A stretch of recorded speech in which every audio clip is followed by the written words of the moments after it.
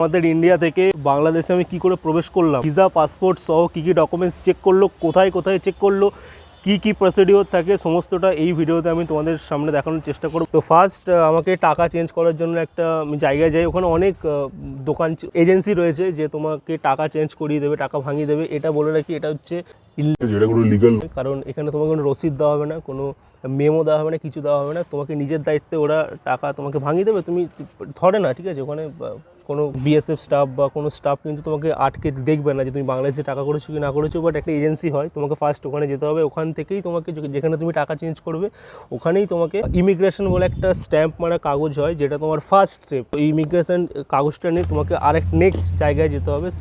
সেখানে হচ্ছে তোমার ফটো তোলা হবে, মানে সেন্সারে তোমার মুখটা ভেরিফাই করা হবে, তোমার পাসপোর্ট দেখাবো, ওইখানে একটা স্ট্যাম্প মারা হবে। পরপর থাকে আর কি। মানে প্রথম একটা চেম্বারে তোমার ইমিগ্রেশন কাগজ দেবে, সেকেন্ড চেম্বারে তোমার ফেস স্ক্যান করবে, পাসপোর্টে আরেকটা স্ট্যাম্প মারবে, তারপরে থার্ড তোমার আরেকটা জায়গায় যেতে হবে যেখানে হচ্ছে তোমার ব্যাগপত্র সমস্ত কিছু চেক করবে। ওখানে তোমাকে যখন ব্যাগ চেক করবে, ওখানে কিন্তু মানে দুর্নীতি সব জায়গায়, ওখানে তোমাকে টাকা দিতে হবে। টাকা কেন দিতে হবে? কারণ ওদের টাকা না নিলে ওদের এক্সট্রা কমিশন আসবে না। তো তুমি একটু বলবে যে আমি একা আছি, আমার কাছে কোনো কিছু নেই, ওরাও জিজ্ঞাসা করবে ব্যাগে বলেছে, তো সব তোমার চেক আপ করবে, ব্যাগ ট্যাগ দেখবে।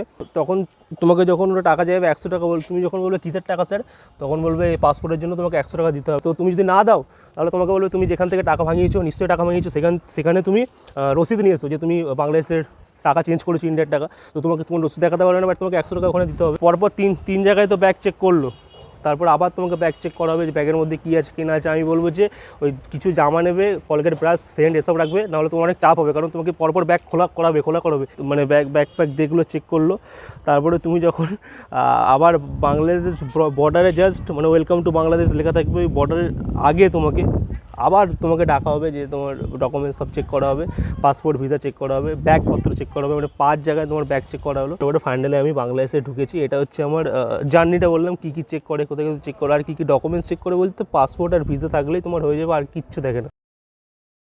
বাংলাদেশে প্রবেশ করবে তার আগে তোমাকে ব্যাগপত্র চেক করা হবে, তারপরে তোমাকে ইমিগ্রেশন কাগজ নিতে হবে, তারপরে তোমাকে আবার নিজের ফেস স্ক্যান করার জন্য ওখানে যেতে হবে, তারপরে তোমাকে আবার ব্যাগপত্র চেক করার জন্য আরেকটা চেম্বারে যেতে হবে, সেখানে তোমার টাকা পয়সা খাবে তারা, সেটা তোমাকে দিতে হবে না। তুমি বাংলাদেশ আসতে পারবে না বা যে কোনো দেশে যেতে পারবে না টাকা না হোক। ফাইনালি তুমি তোমার ব্যাগপত্র নিয়ে, লাগেজ প্যাকেজ নিয়ে লাস্ট এক জায়গায় ভেরিফিকেশন করাবে। টোটাল তোমার 7 জায়গায় ভেরিফাইড করেছিল আমার, তারপরে আমি বাংলাদেশে ঢুকতে পেরেছিলাম। তো এটা হচ্ছে আমার বাংলাদেশের জার্নি।